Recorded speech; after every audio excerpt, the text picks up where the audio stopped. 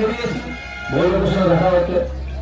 আপনারাও শুনছেন, দেখছেন যে কোন পার্টি কি বলছে, কোন পার্টির নেতা আছে, কোন পার্টির ক্যান্ডিডেট কেমন বক্তব্য রাখছে। আমি তো বলছি, বুঝতে পারছেন, টিএমসির ক্যান্ডিডেট যদি বলে আপনারা সব বলতে পারবেন? কীর্তি আজাদ যদি বলেন মিডিয়াতে ভাষণ দিয়ে বলতে পারবেন? সব মারা বলতে পারবেন?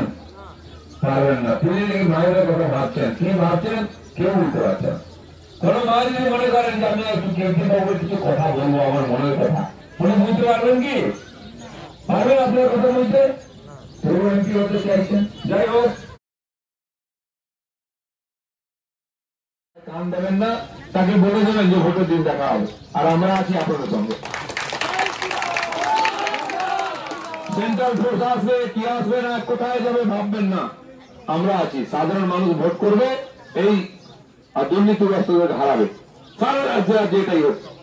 আর মোদীজি 370 সিট পেয়ে আবার মন্ত্রী হবেন, প্রধানমন্ত্রী হবেন, সারা দুনিয়ার সামনে দেশের মাথা উঁচু করে সাধারণ মানুষ, গরিব মানুষের জীবনের পরিবর্তন করবে।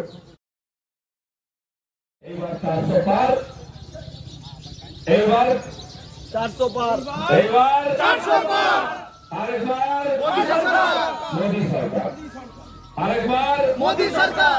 তো সারা দেশ বলছে আরেকবার মোদী সরকার। আমি বিদেশেও দেখি কয়েকবার, বিভিন্ন দেশে, আমেরিকা,